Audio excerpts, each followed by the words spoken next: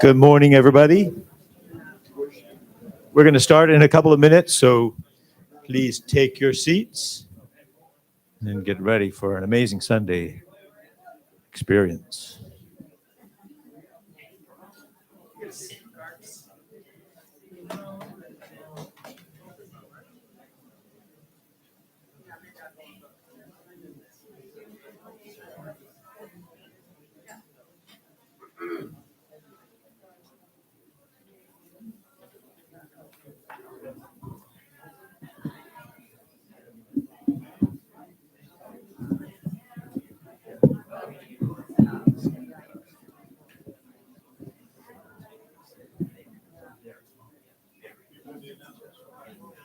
I'm going to do this here.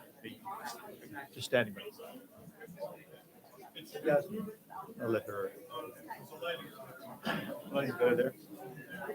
Okay. Yeah.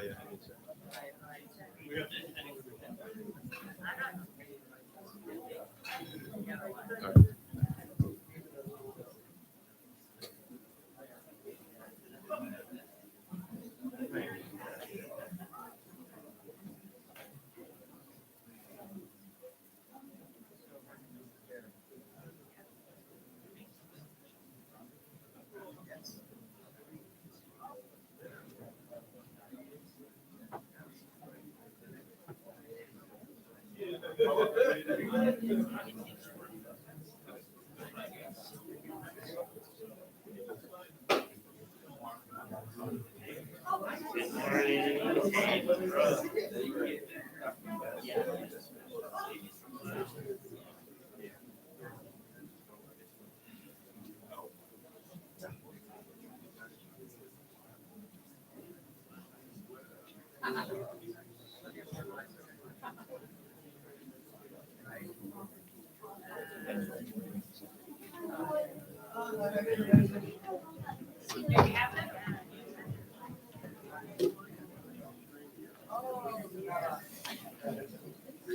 Happy Sunday, everybody.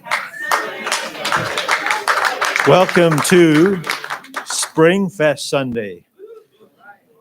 I see you're all in your Sunday best. I know Raul is looking very dapper over there. And I'm in my Sunday best too. I polished my muddy working boots and I put on my best jeans. And I'll tell you why a little bit later. But it's going to be a great Sunday. If you're new here, you may be wondering what are we doing and why we don't call this a Sunday service. It's a community gathering. Well, we do all those things. We sing songs, we worship, we pray, we hear God's word, but we also reflect on God's word. We share with each other. We have fellowship, we have food, and we even have communing with nature afterwards. So more about that in a moment too. So in terms of the food, you can, after the service is over, there's a little fundraiser going on with some lunch that you can buy. And if you buy lunch at the Sunday school, which will be sort of over there somewhere, you'll be able to get a raffle ticket. And I don't know what the prizes are, but they're going to be good. They're worth it. The food is worth it, actually. So also, you may have heard about this. Just a reminder that Bob Mansour, where is Bob anyway? Oh, right over there. If you can't get enough inspiration from Sunday service and you want more, even more, you can go up into room A, which is just up the stairs, and join his turbo group for an hour of deep sharing and communication with each other. So then the reason why I'm in my Sunday best here is because we're going to start off our community garden project.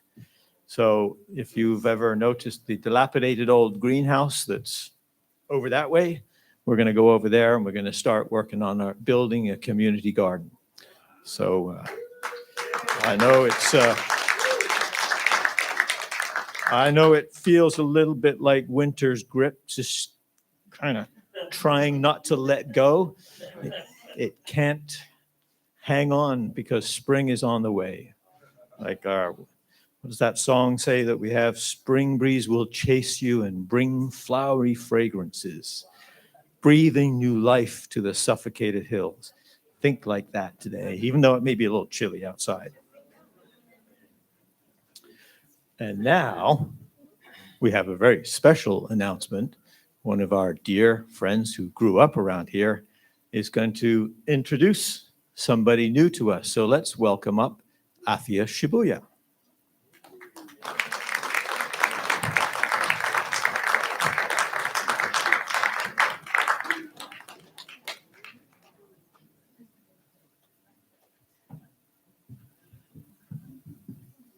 Right. Good morning, everyone. Good morning. Yes, I think most of you know me. My name's Athia Shibuya, and I'm here today to introduce my match, Kosuke Satake.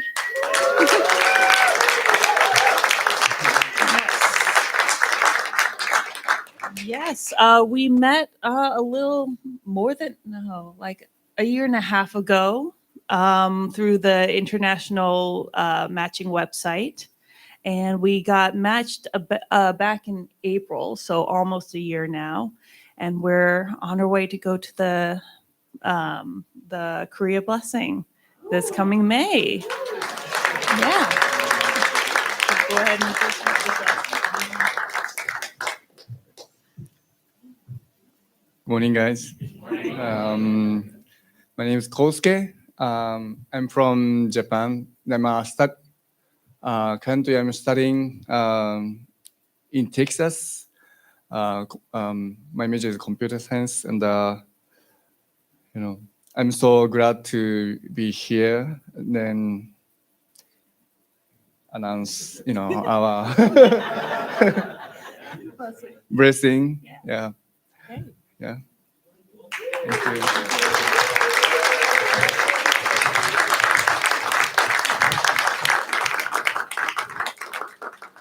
It's always great to hear stories of blossoming young love, isn't it? Right. How good. All right. So one more thing. If you want to give some feedback about our community service, you can see this barcode. It's out on the corkboard out there or on the little box over there. And if you have prayer requests, you can scan a code for that. And the next thing I'd like to do is introduce Yasmin. Where's Yasmin? Yasmin's back there. She's going to come up and talk about her experiences recently in Paraguay.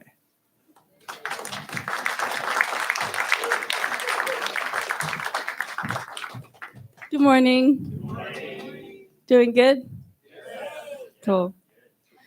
So I went to Paraguay as a support staff for GPA, just for that overseas project. And yeah, so Denti was there and Christine was there as well. We went there and our main mission was, the goal of GPA was to understand the missionary mindset. This is our first arrival. It was like 4 a.m. We were welcomed by a band of live music. Yeah. Honestly, this just really shows the heart of Sano-san, the white hair man in front. He was the main kind of guide for the trip, and he really just invested a lot and wanted us to, feel really welcomed. And he made it. I want to say we were kind of spoiled, but it was really nice to just experience family outside of home. And next picture, we were. Oh, my bad. That was not okay. Before we went to Leda, we visited a very special person. His name is Peter Paolo. This was when we had dinner with him. He didn't have that much time to spend with us, but he gave like a testimony, and I had.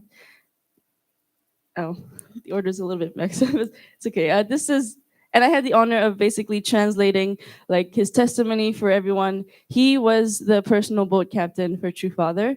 So a lot of the spiritual battles that True Father had in this river, which is called Pantanal, and it's like on the way to Leda. Um, for example, the when True Father subjugated Satan, he was there next to True Father, so he has a lot of great stories to tell. And if you go to tparents.org, you can find some of his testimonies. If not, you can come to me, and I think I know where to get it. But he has a lot of great stories, and for me, this was really great just to hear how artistic his relationship with True Father was, and how sincere he was talking. And I just felt really it was so real, because maybe a lot of times uh it for me, like seeing True Parents is all like it's a lot about like goals and bringing people and a lot of numbers, but this was like reminded me of like the simplest things of just kind of loving the person next to you. And he was 17 when he met True Father, so his story is really inspiring, and I would really recommend like kind of trying to find his testimony somewhere. And yeah, we visited the Mennonites. This is kind of, they're like a Amish group, but a little bit different. We got to study their history and kind of what they accomplished in Paraguay. Um, it was kind of helped us kind of to understand like how people pioneered from zero and then established something great. Yeah, this was them giving the testimony. This was on our way to Leda. And this is what Leda looks like. It was like way past my expectation. This is my expectation, and that's like the reality. But I don't know. There's so much vision to Leda. I don't know if we all know. Maybe we knew about Leda from the calendars, but yeah, but it's so much more than that. And like I feel like what I got out of Leda was just to share to everyone how beautiful it is and how big the vision was. So this is just like maybe a tiny percent of what we own in Paraguay. True Father bought 80,000 acres worth of land, and that's bigger than New York City, just to give a little bit of perspective. True Father wanted to create like a big city in Paraguay, and kind of, because this was an untouched land, for him it was like kingdom of heaven, like he wanted to start from scratch. So a lot of the Japanese leader really persuade us to like move to Leda, you know. But yeah, True Father said like we have to visit at least every 4 years. But I would strongly recommend going there, like if you can, and kind of do some service project. Just be prepared for mosquitoes. This is True Parents' house in Leda, and we got some testimonies. We also went fishing, paku fishing. Yeah, so we have to pull one net from one side to the other to kind of gather the fish. And their goal is to be kind of what True Father did here, like bringing the fish industry, and growing the fish industry in America. They want to do the same in South America. And then after Leda, we went to visit like a different Guarani villages. They're basically the Indian villages there. They live very humbly, so we kind of did a few service projects. We painted this church, the inside as well, and the outside, and then paint some tires. Participated in some prayer ceremony, and I thought that was really cool to see kind of their prayer. And we also gave a few blessings. One blessing to a few couple.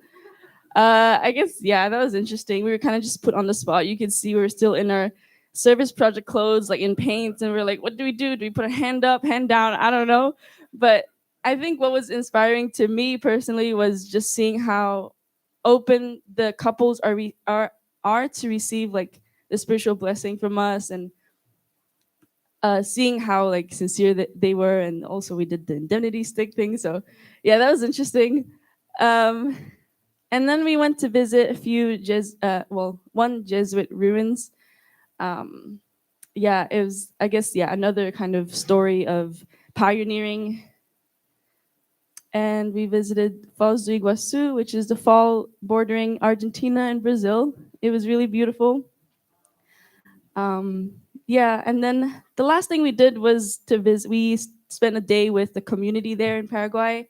Yeah, I was told that like the community get together once, like this this much people get together once a year when GPA comes. So I see that like it was, I guess, an important event for them, and I'm happy to be able to like inspire people to come again. And we played soccer together as well, and we celebrated Dante's birthday there together.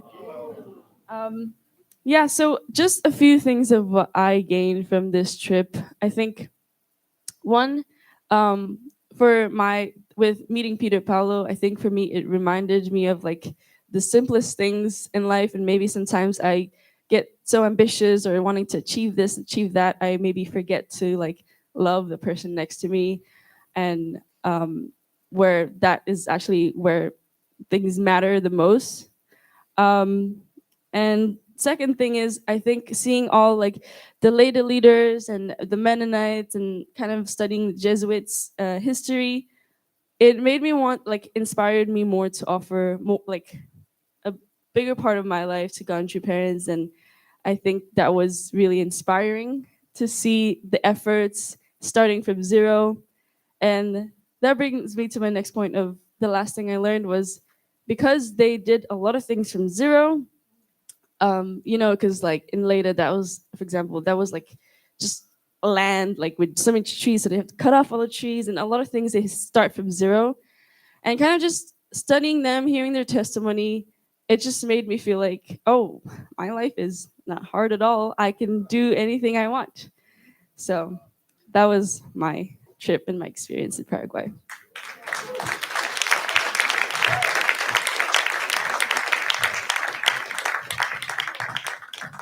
So inspiring what GPA is doing. Let's welcome up the song team and sing some songs. Good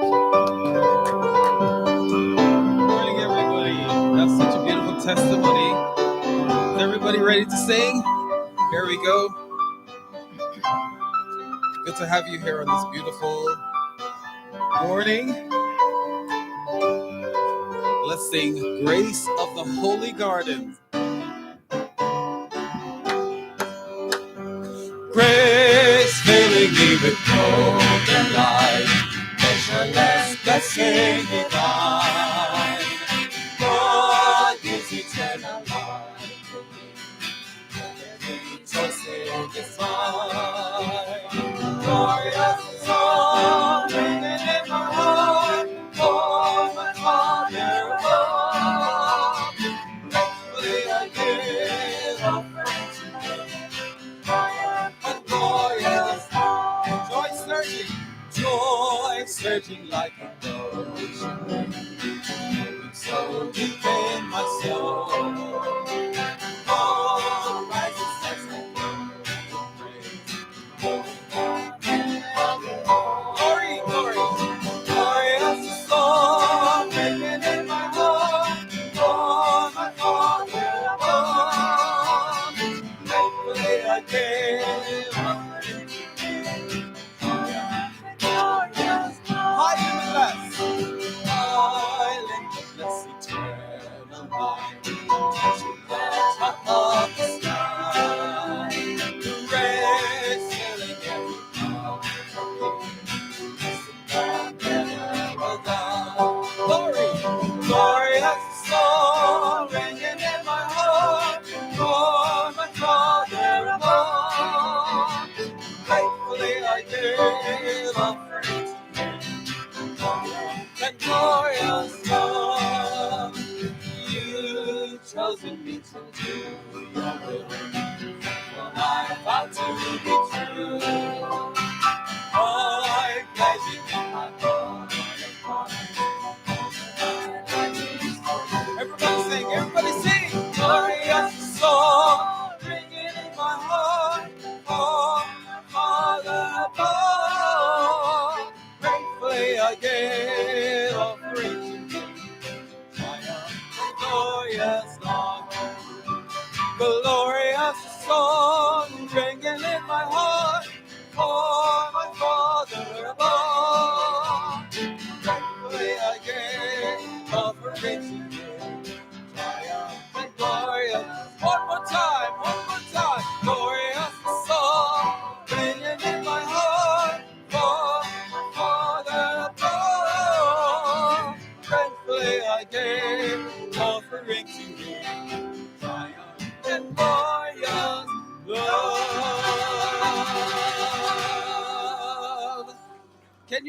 love. Can you feel it? The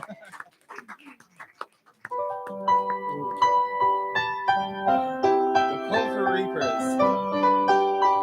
An appropriate song for today. For anear the fields that change the ways of ripening rain. Far and near the gold's gleaming, where the sun is short and pain. Lord of harvest, send for reapers, nearest Lord to thee we cry.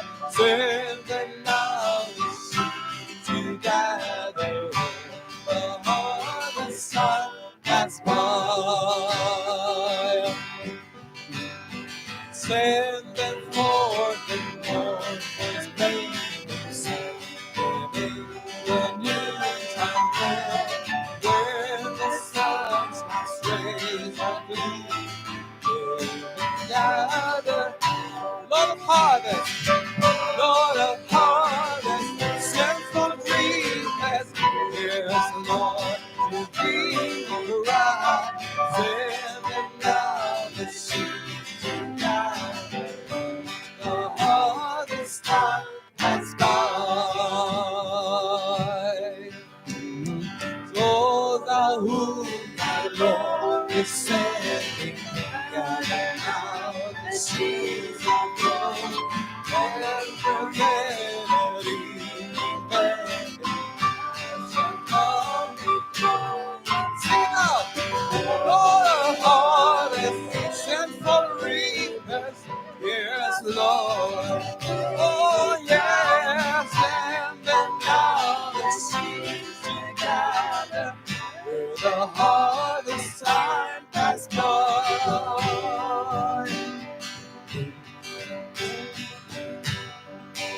Let's sing it one more time.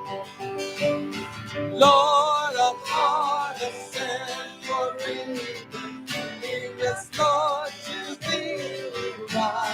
Send them now the sheaves together, the harvest time has gone.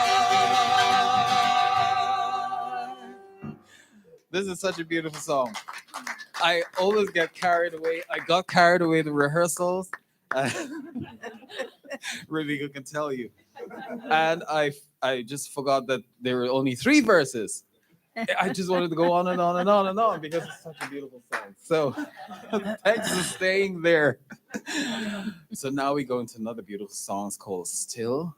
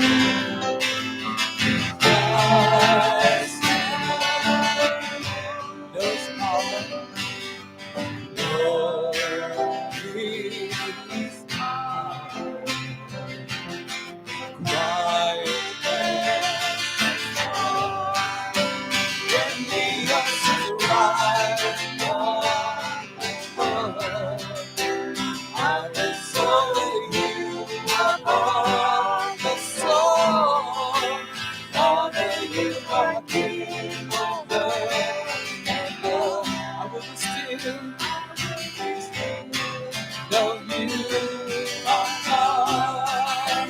When the oceans rise on the shore, I will slowly live upon the storm.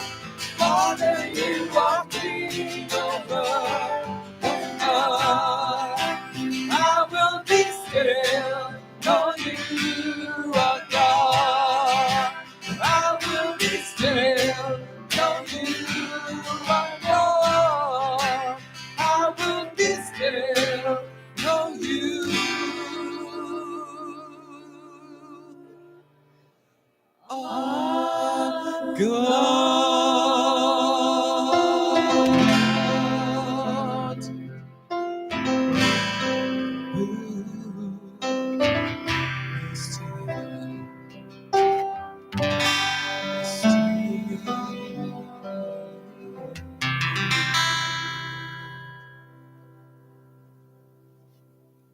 Amen. Thank you. Amen. You may be seated.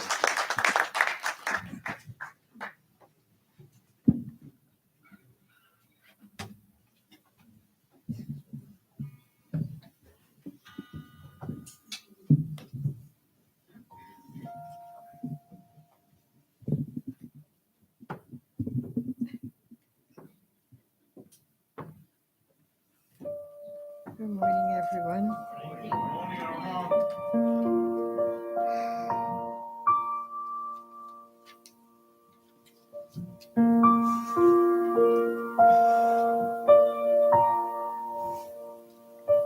Our beloved Father, Father, Mother, God, all humankind, our wonderful heavenly true parents.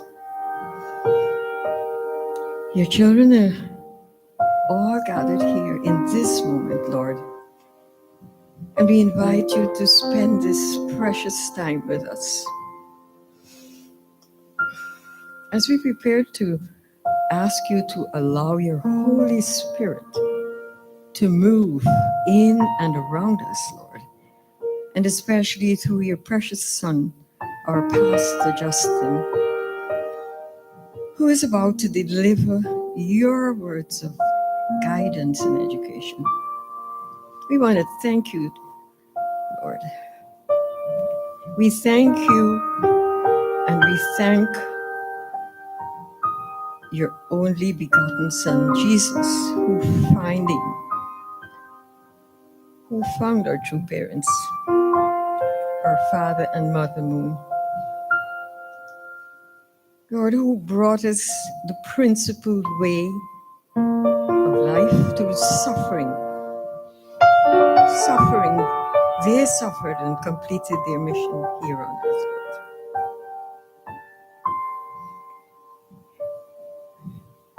We ask you, Lord, to speak through your Son Justin today, so that your spirit through him can be strongly felt. And Father, we all offer this prayer in the names of all the blessed families and in my name, Aju.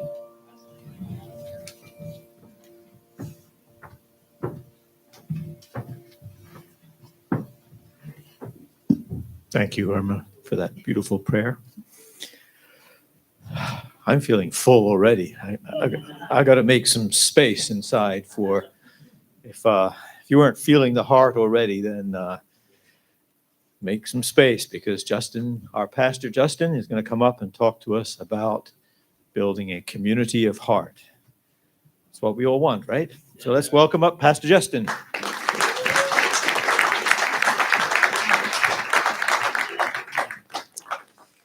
Thank you. Good morning, brothers and sisters. Good to see you all. Thank you. I'm always happy. At least one person says that to me. That's a good day. Yeah, it's good to be with you all. We didn't all gather together last week, although we had many different local gatherings last week. And yeah, today I wanted to share about this topic of a community of heart. So if you are new here, then this is a good opportunity to kind of understand about the values of our community, what we're working towards, what we're trying to build as far as our culture. And if you've been with us for a while, then this is an opportunity to understand deeper about our core values and why they're important and the role that they play in moving towards our vision. But before getting into the main content, I did want to just share a little bit about last week, what happened, because we were all split up last week into different local gatherings. So some of you maybe were curious what the other communities did. Would you like to see that? Sure. All right. So we had 6 different groups last week, all split up into different, doing different kinds of activities. And here we have, this is Orange County, and they actually went bowling. So it looks like they had a lot of fun. I heard that Jamel and Matthew were the top bowlers. I don't know if that's true. But yeah, let's give it up for Masai and Susan for organizing that. That was awesome. Looks like a lot of fun. And then we had in Rockland, we had a gathering where we had different kinds of discussion and really getting to know each other. And I was also able to attend this one personally since it was in my house. So that was convenient. But yeah, it was really cool also just seeing some of our brothers and sisters that I honestly haven't seen in a long time. We had our brother Ed Bolton on Zoom joining us, and the Strader couple, and just, yeah, all from all over Rockland and also New Jersey. So that one was, yeah, really a wonderful experience. And I want to thank Jean and also the Okamotos for hosting. Let's give it up for Jean and the Okamotos for that one. And the next one was in the White House. We had a young adult gathering. I think we had about 15 young adults and 3 little ones. And yeah, it was really a wonderful experience getting to know each other more, even though a lot of us have known each other for a while. But I really felt like there was just so much more that we got to know more deeply who our brothers and sisters are. Yeah, I was in a group with Q and Shaul and Rihanna, and Albert was there, and oh yeah, Jennifer. And yeah, I really felt like, wow, we had the best group. But I really hope everyone felt that way about their group, right? It was just such a deep sharing. And then we had, oh yeah, and for this one, let's give it up for Mika, who was the main organizer for that one. Thank you, Mika. I was very proud of her. And then in Northern Westchester, they had it in the Ossining Library. Again, they had a lot of discussion, getting to know each other deeper, and I heard a lot of great things about it. I heard, yeah, it was actually really nice doing it in the library, although they couldn't sing because, you got to be quiet in a library. That's okay. But let's give it up for Jim and Peter and Gary for organizing in Northern Westchester. Hope I didn't forget anybody. And then, oh, actually, before this one, there was one in East Westchester at the Lay's house, which I heard they had such a good time that they just totally forgot to take a picture. So, so unfortunately, we don't have a picture, but I'll take it from Marina's word that it was a great experience. Let's get up for Marina and the Lays for organizing that one. And finally, we had one community gathering here with the Southern Westchester group in Belvedere.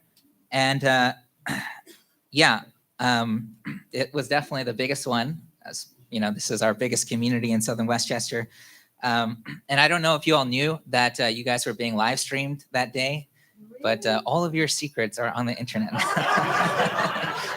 I'm just kidding. No, you could barely hear the discussions. No, just the representative shares. I hope you guys don't mind, but I appreciated being able to listen to those representatives share. It sounded like really deep sharing. I've heard a lot of tears as well. And yeah, let's give it up for Dominic, Renate, and Philippa, and Reverend Clark for organizing that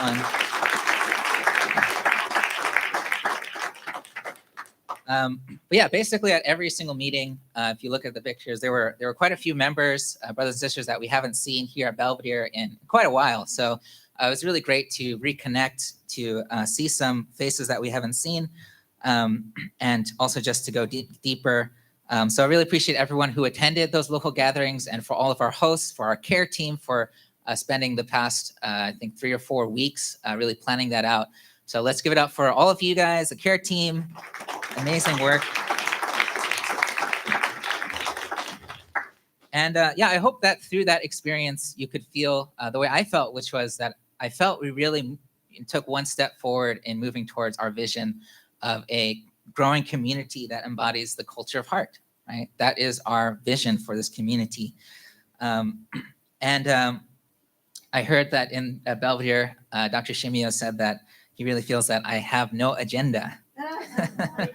But I would say that's not actually true. I do have an agenda. I always have an agenda. It's just not a hidden agenda, right? I don't have any hidden agendas, but I do have an agenda, right? Yeah, my agenda is always moving us towards that vision of building that community of heart. And really, how can we become people who don't just talk about a culture of heart, but can really live it and embody it, and be models for the rest of the world of what a community of heart looks like, right? More than anything, that's the kind of model community that I want to be. I don't know if we'll ever become, some big, mega church with thousands of people coming every Sunday. I don't really know if we'll ever become that. But, to be honest, my vision is more about the people here, the people who come, that anybody who comes can really feel that their hearts are melting together with the people around them, that they really feel like there's no distance between their heart and another. And that we can be the ones that really fulfill the words of our Father and Mother Moon and Jesus, that we can really feel that deep longing for each other, that love for each other, and really get to know the essence of who we are. So yeah, that's the kind of model community I want to build with all of you here together. Are you guys with me? Yeah. Awesome, thank you.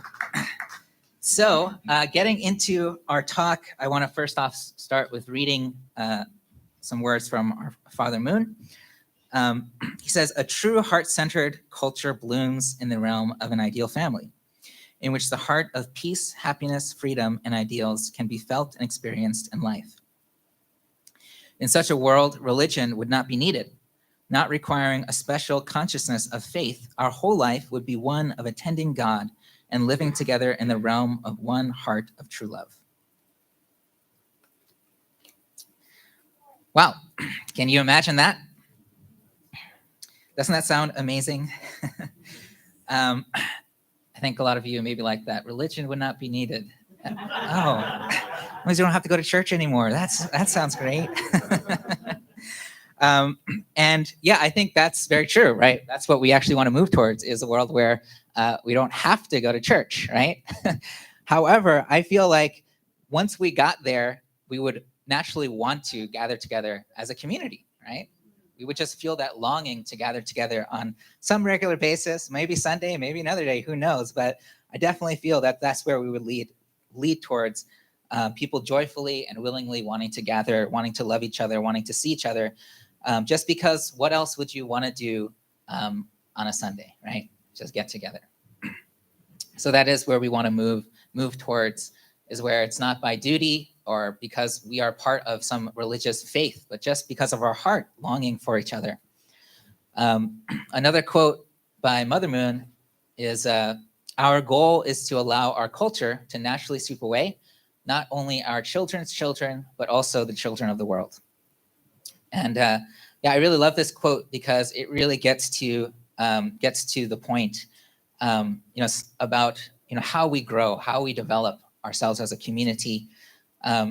Sometimes we think, we need more funding, or we need a bigger space, or we need the right people, the right volunteers. But actually, where it all starts to develop this community is it's all about our culture. It's all about what kind of culture are we creating.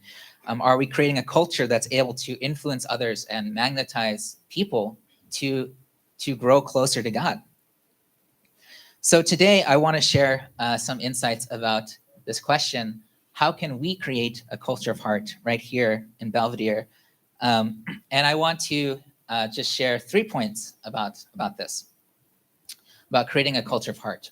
So the first point is a culture of heart doesn't happen by accident.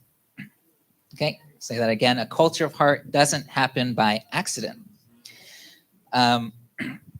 This goes for whether we're talking about a culture of heart or any kind of healthy culture that we want. It's not going to happen by accident. It's not going to happen, without intention.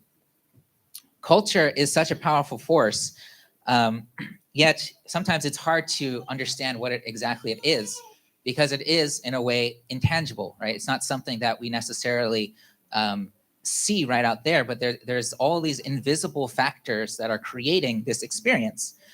But it is something that we experience on a day-to-day basis, culture, right? We are all experiencing culture at every single moment, right? If you live in this country, you're experiencing the culture of America. When we turn on the TV, when we watch anything in the media, we're experiencing American culture. You experience the culture of New York City, when you're walking the streets of Times Square. It's just right there. You just feel it. You see it, right? And when we go to work, we are experiencing the culture of our workplace, our business, our organizations. And sometimes those experiences of that culture are very healthy and positive, and sometimes they're not so positive and they're quite negative, right? Amen. So I'm saying amen. Yeah. So how many of you, for example, have experienced what a healthy work culture feels like? Have you experienced that at some point in your life, like a healthy work culture? Like, oh, this is a nice culture that I enjoy being a part of, right? Mika and Pastor Darrell, I hope your hands are up. And Stephanie too. No, just kidding. You guys can feel however you want to feel about working with me. No pressure. On the other side, maybe some of us have experienced what we might call a toxic work culture, right? Have you ever experienced a toxic work culture? No, not with you. Not with me. I hope not. Maybe, think about what made it a healthy culture or what made it a toxic culture. Right? If it's a toxic culture, maybe you felt like it was a culture where there was a lot of pressure or a lot of force, a lot of anger, selfishness or shaming, a lot of dishonesty. All of these factors lead to a very toxic culture. Well, a healthy culture, there might have been a culture of honesty, integrity, right? A culture of friendship. And a big part of what creates the culture is the leader of that organization, right? One thing that makes a positive environment, work environment, is your manager, is the boss of that company, and also if they're somebody who makes the expectations and the culture very clear to you, right? Like it doesn't have to be a guessing game, but it's very clear what the expectations are. Personally, I'm really grateful for my time working with who's now our national president, Naokimi Ushiroda. I worked with him in an organization called CARP. One thing about Naokimi is he loves to ask this question, what do you think? I remember one time we were working on an event and I was put in charge of recruitment, which is something that honestly I was not so excited about. And I remember, one time I was feeling quite anxious. I'm like, I'm not sure if we're going to hit our goals. This is a little bit, it seems like very out of reach for me. And so I was like, okay, I got to talk to Naokimi. So I go up to Naokimi and I say, I'm not sure if we can really reach our goal. I'm kind of feeling nervous about this. I'm not sure what we can do. And he just looks at me and he's just like very calm. And he says, Justin, what do you think we should do? And in my mind, I was like, that's why I'm talking to you. Like, I want you to tell me what to do. But I took a breath and I thought about it and I came up with some ideas. I told them, well, okay, let's just make a list of all the people that we know collectively, and we'll just reach out to all of them personally and just invite them to this event. And he was like, that's a great idea, Justin. Go do that. Like, okay. So And I think we did pretty well. I think we did reach our goal actually through that. And that's the way it was, with him. Anytime there was a problem or an issue or concern that I had, it was always, he'd always bring it back to me and say, "What do you think? What do you think we should do about this?" He wasn't the kind of boss that would say, "Okay, is there anything I can do for you? What do you need from me? How are you feeling?" But he was a man of principles and values. And one thing that I could tell, just if you ever spend time with him, it just screams that he really values leadership development, that he values, empowering others to grow as a leader. And honestly, I can say that I would not be the man or the leader that I am today if it wasn't for Naokimi's influence and leadership. So yeah, I'm eternally grateful for those experiences. Yeah, that's going to be it. Romance moment over. Love you, Naokimi. So, when a culture is created with intention and purpose, it really does become the thing that makes that business, that organization successful. It separates that business from any other business, is the culture of that business. For example, let's take two big companies, right? Microsoft and Apple. We could both say that they are both computer companies or technology companies, right? And for years, right, Microsoft was like the big dog. It was number one in that space. But I think 20 years ago, if you think about a computer, you'll almost automatically think about a Microsoft, a Windows computer, right? But since 2010, actually, Apple has exceeded Microsoft and has become the most valuable company in the world. And if we think about the brand of these two companies, right, Microsoft and Apple, which one has a more distinct brand and culture to it? Even not being an employee of the company, we can kind of get a sense that Apple has this very distinct brand and culture. If I think about Microsoft, and I might be biased, I am a Mac guy, by the way. I'll acknowledge my bias.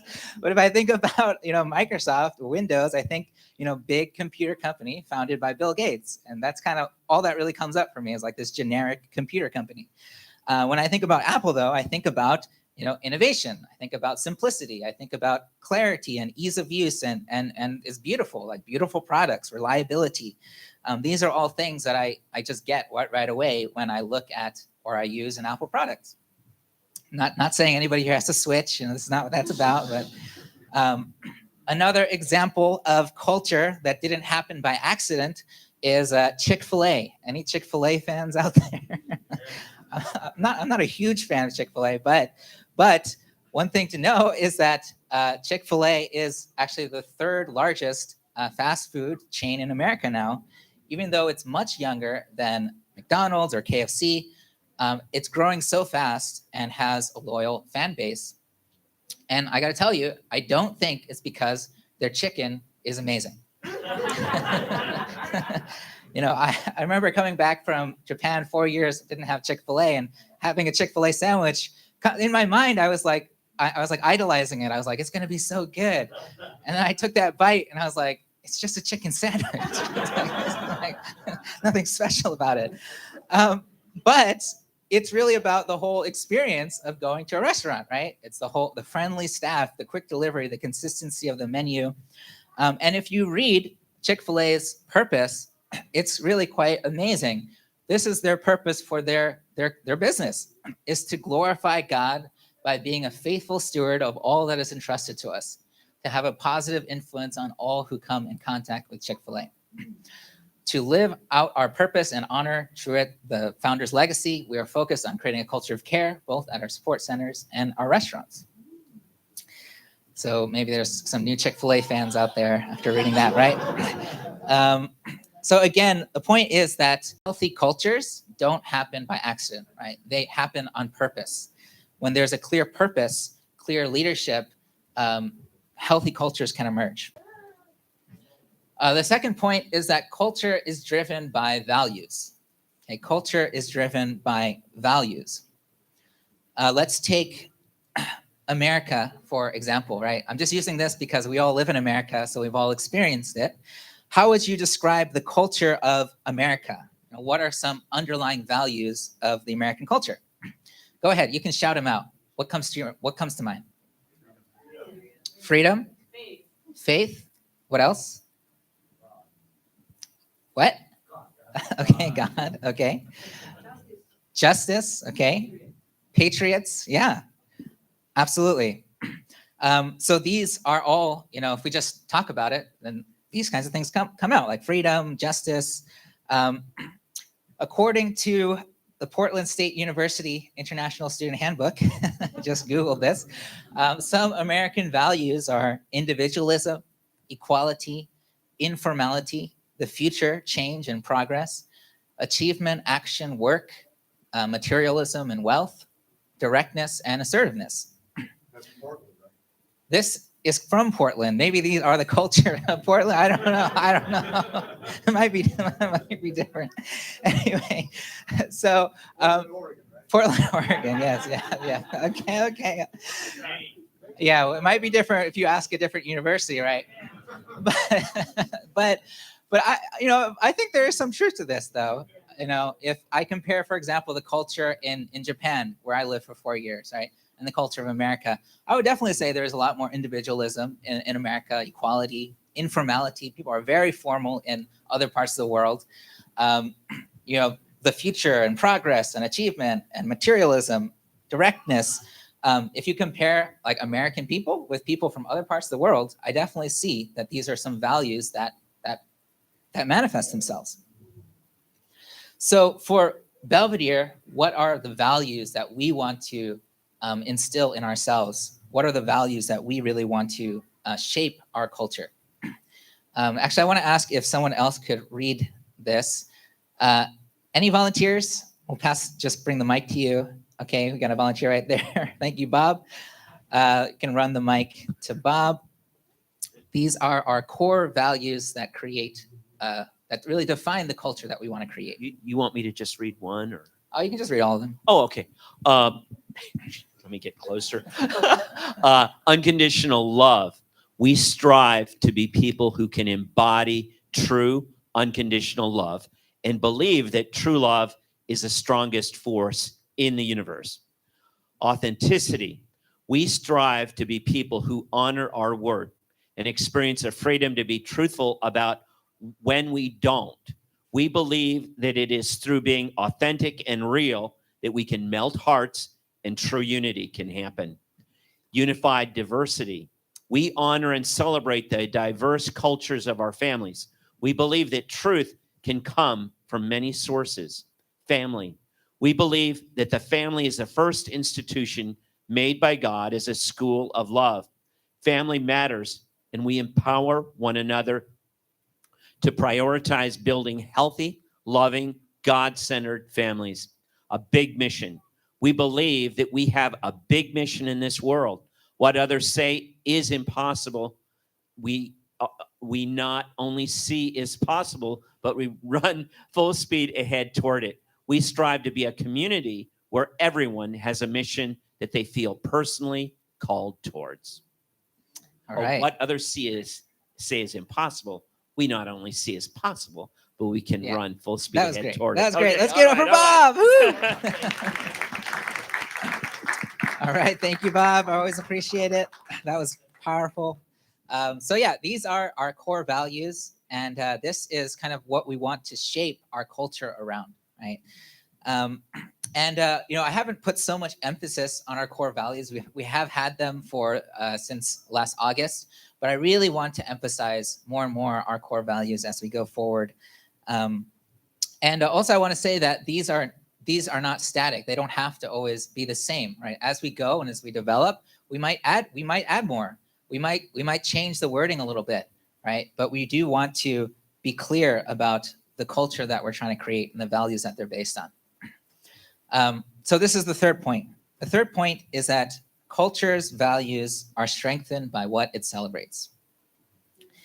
So this is the how. This is how we can instill these values deep into our hearts and create a culture that celebrates these values.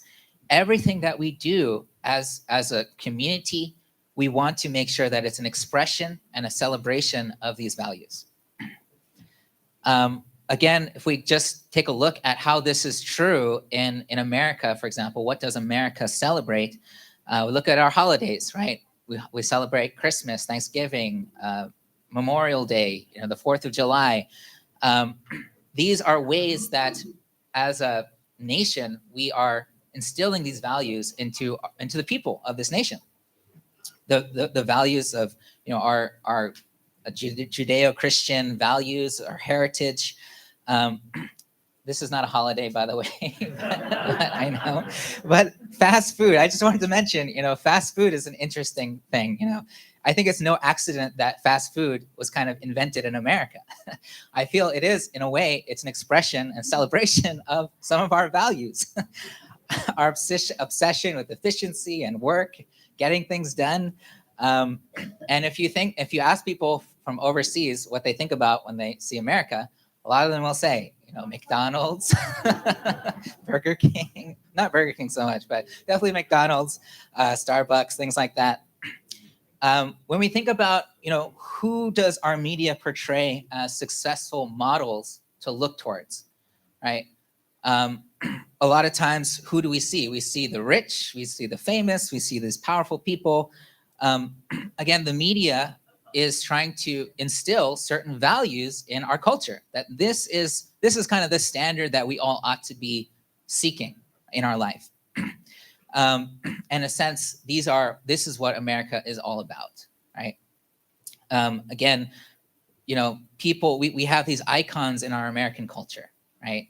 And these icons kind of are these people who show these values of innovation and ingenuity and hard work and the future, informality, right? Even informality, right? Like people wearing, sweaters instead of suits, right? That's a way to show that this is what America is about. This is the standard that we all ought to be moving towards, and we celebrate them. So these ways, these things that we celebrate, they're embodiments of our values, but they're also ways that the nation, the media strengthens and reinforces these values. We don't often see a lot of magazines that talk about people with successful marriages or families, right? You don't see that. And, these successful people, we don't hear a lot about their family life, right? We hear a lot about people's work and innovations and financial achievements, impacts on technology. Kind of really shows what this nation, what the might say mainstream media values and is trying to instill in our people. When we think about what we celebrate about our top leadership, for example, our presidents, the leaders of our nations, what is it that we're usually talking about as far as their accomplishments? What do we celebrate about them? Is usually we talk about, how their GDP figures. Did they increase our economics, our financial situation? Did they create jobs? Did they spur economic growth? We celebrate this economic growth as if it's the most important thing for a leader, is that they can create economic growth, right? We celebrate the richest people, the richest countries, as if that is the ideal that we're all supposed to move towards. But just think about how different our country would be if our politicians talked less about GDP and talked more about GDM. What's GDM? Gross domestic marriages, right? Right? Or GDH, right? Gross domestic happiness, right? What would happen if our leaders didn't brag about how they improved our economy, but bragged about how many successful and happy families were created that year, right? How many people grew closer to God because of their leadership? What if that's what they got up there and bragged about, right? How many people, found their purpose of life, marriage is reconciled, all these different things that we could celebrate to show people that this is what matters in life, right? So, I'm not the president of a country, right? Not yet. Oh, not yet. Whoa, okay. But I am the pastor of this community. So for me and for all of us, it's up to us to really think about what we can do to make sure that we're always constantly strengthening our core values. How are we celebrating these values and creating that culture to really show that this is what is important, so that we can all be on that same page of this is what is important in life, in our community. What can we do to better reinforce these values? And I want to just give some examples of things that we are already doing, right? One of the things that we did was, we changed from Sunday service to a community gathering, right? And we changed some of the format of what we do on Sunday, right? And, when we think about things like that, how we're making changes, what that's about is, is the way that we're doing it, is that the best way that we can express, unconditional love or authenticity or unified diversity or family or a big mission? And if not, then we have to make changes. We have to see what we can do more. And so one of the things was community gathering, was calling it something different, changing the format a little bit, having those testimonies, right? Like that awesome testimony from Yasmin, right? Allowing that unified diversity, that we're celebrating that truth can come from many sources, not just the pastor or not just, words, but from people's experiences. When we give talks, we want to use quotes that come from a variety of sources. Yeah, of course, we celebrate our founders' words, but we also use words from the Bible. We can use words from the Quran, from Hindu scriptures, from all kinds of places. When we think about our leadership as well, who is leading the community, our core volunteers. That's one of the reasons why I really was excited to have Mika come on board, right? Because I really felt she could add a lot in these values becoming real in our community, the way she thinks, the diversity of thought. And that's also why we still have Pastor Daryl, because he's amazing and really embodies these values himself, right? How we run our meetings, our community governance with our council, we have to shape everything that we do to be an expression of these values, even how we spend our finances, right? Are we thinking about our finances, in a sort of with survival being the top value? Like we just want to keep existing. We just want to keep going, right? A lot of times if we think about our own personal finances, how we think about it, a lot of it is just, I just want to keep going. I just want to make sure we're covering our ends meet, right? We meet our ends. But we want to be able to spend and all of our actions to be expressions of the values that are at the core of our heart. So, I want to be committed as a leader of this community to creating this community of heart, creating this culture of heart centered on these core values. And, I know that ultimately as a leader, it's not just about what we do, but it's about how we live our life, right? It's about, are we practicing these values, these principles in our daily life? Are we really leading by example?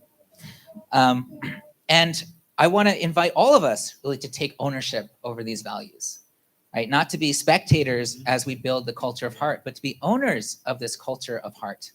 To really look at these values and start to think about, how can I start living these values in my daily life? And not just these, but whatever values are resonating with your heart, you got to get clear. These are the values that I want to live by. And start living that way. We can make this possible. And sometimes that's going to mean that we have to give up things. That's the reality. If we want to live a life centered on values and principles, we do have to give up things in our life. And what do I mean by that? I mean that we're going to have to give up certain rights and expectations that we have of ourselves. Like, sometimes, like we might feel like I have the right to speak in a very partisan way or a very demeaning way because I feel like it, right? I feel justified in doing that, right? But we have to give up the right to do that. I have no right to do that, right? I have to give up the right to let my emotions run me. Give up my right to be right, right? Because you can't live your life always trying to be right and try to be unconditionally loving at the same time. You've got to choose one. So I've got to choose being unconditionally loving over being right. I have to give up my desire to protect myself, to protect my image, to always try to appear perfect and having it all together. Why? Because I can't value protecting my image and at the same time valuing authenticity. I have to choose authenticity in that moment, to be real, to own up to my mistakes. I have to give up my right to be an ideologue, to say my truth is the only truth and the right truth, and all of your truths are wrong. Whoa, yeah. I've got to give up my right to be an ideologue, because I can't be an ideologue and at the same time value unified diversity. Right? I can't be both. I can't be that person who says, my theology is the best theology and all other theologies are the wrong theology or inferior. I have to give that up. Can I be authentically grateful to our founders and excited to share their words with people? Absolutely.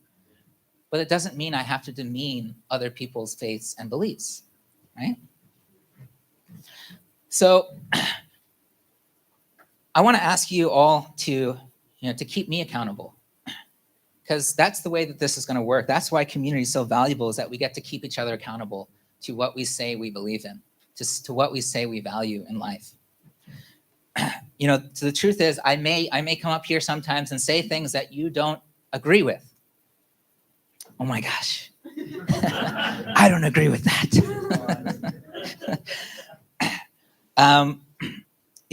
As someone who's in a role of leadership, I've come to accept the reality of the saying that you cannot please everyone. Amen? You cannot please everybody. So that means, as much as I honor your opinions, and I will listen to your opinions, and I hope you can also honor my responsibility to put these values first, and our opinions later. Does that make sense? Yeah. As we move towards our vision, our values have to come first, more than our own opinions, right? More than the opinions of others. If you don't like it, talk to me about it. Let's see if it aligns.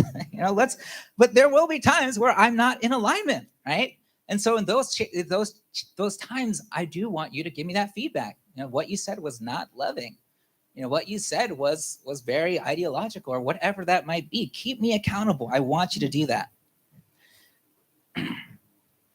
Because that's what I'm most interested in, is whether or not I and our leadership team, of what we do, what we say, are we being true expressions of what we say that we are and what we say we're about our stated purposes and our values.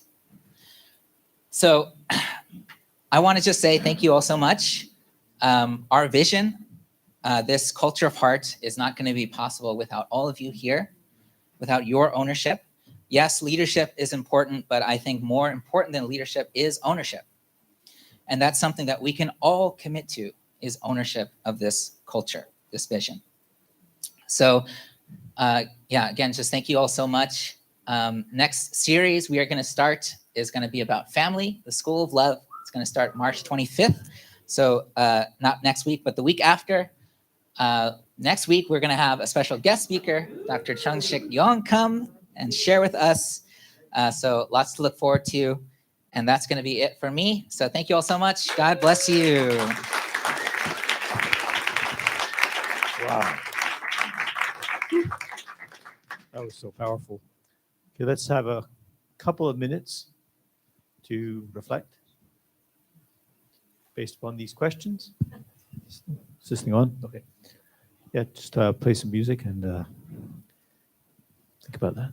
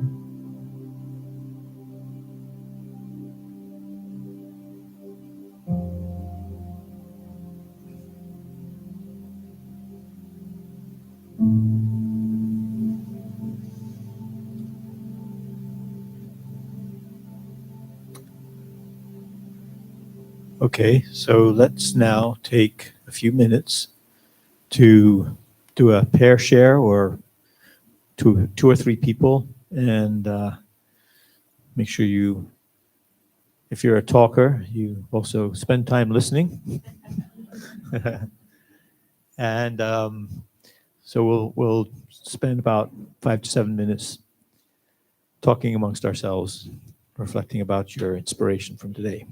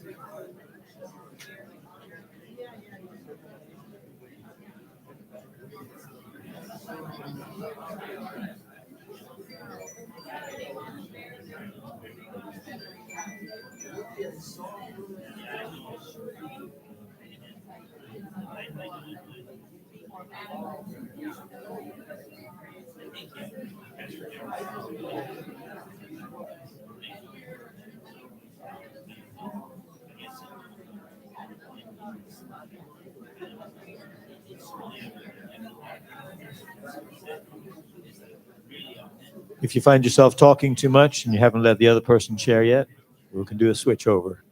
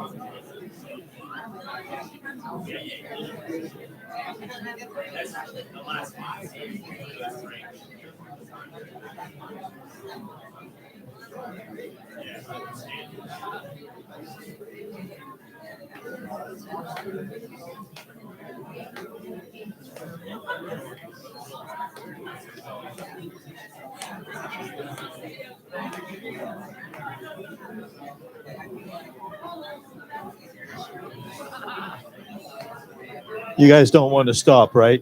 I didn't want to stop either. But anyway, we can talk more later. We will. Give us. Oh, I'm sorry. Cut you up. Oh, the 1 minute warning. Well, everyone's kind of winding down, right? So now they're winding down. Sorry there, Alan.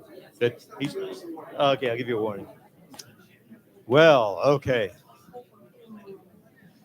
So who has more to say and feels like their inspiration is ready to tell everybody with?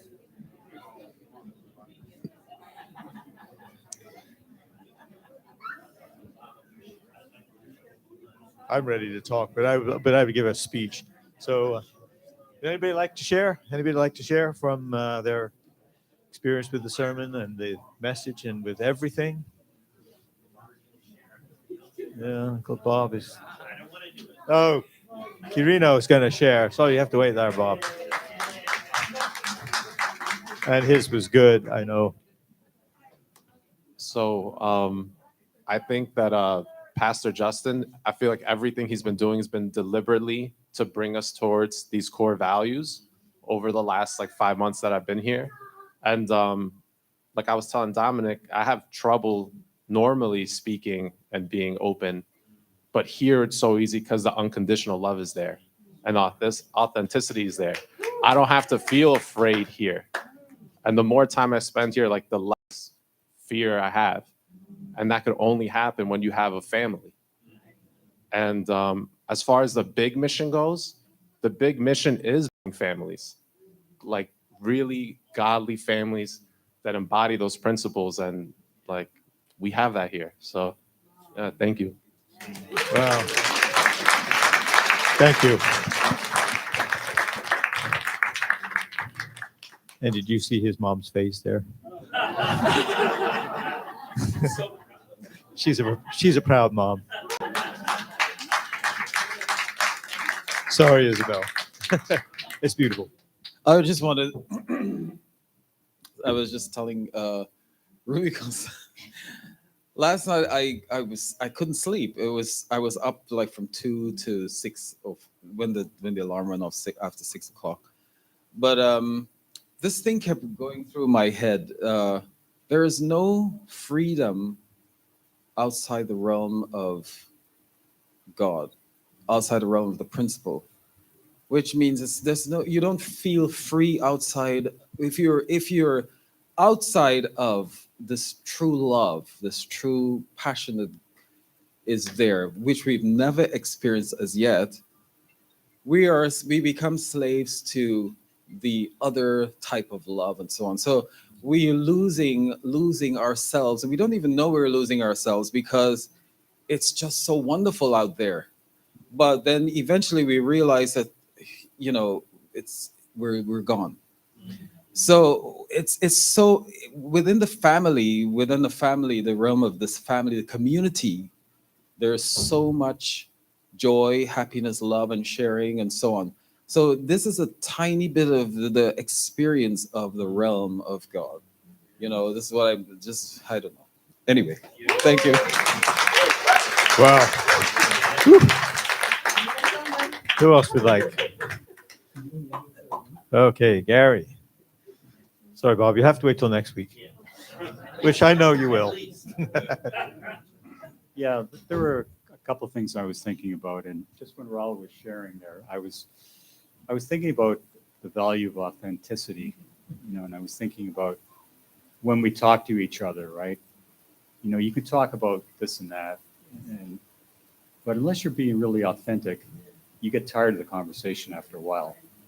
But when you're being authentic, then you can just go on and on and on and on, and you just want to keep talking forever, right? Because you're being real. Anyway, the other thing I just wanted to mention was I was talking with Patrick, and we were talking about some of the things we're doing well. And being a member of the care team, I'm kind of biased. I think the care team and the idea of doing outreach, is great. But what could we do better? Patrick was mentioning about how we could communicate better, and get more people involved and get the message out there, like continuously, because everybody has a different outlook on things. So he was mentioning about maybe we could be communicating through social media more, and then of course we just need somebody to take responsibility for that. But anyway, that was a good idea, I thought. Thank you. Well, thank you, Gary. I would really like to hear one more person from the feminine side of God, and I think Jean is over there.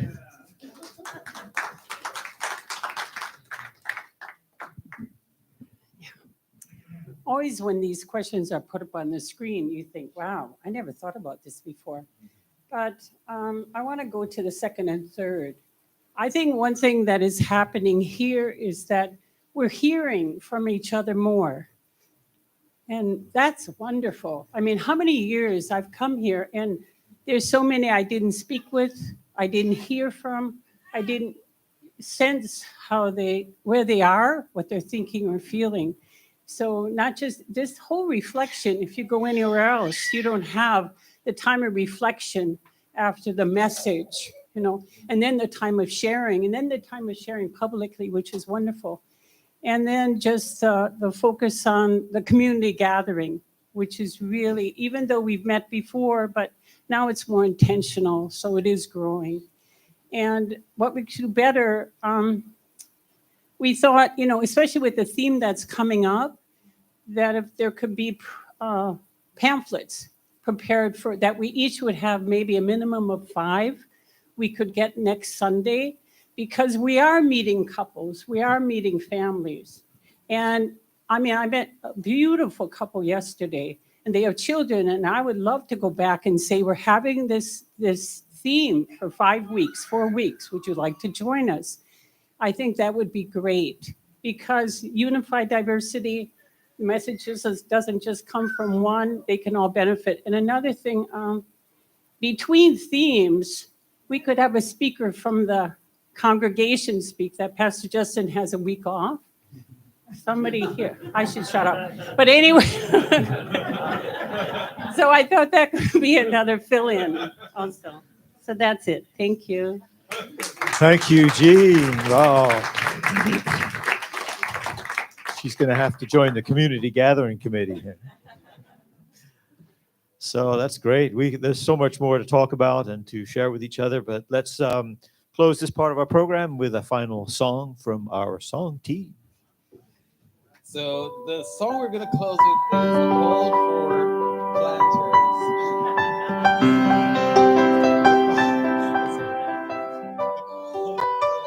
Call for farmers.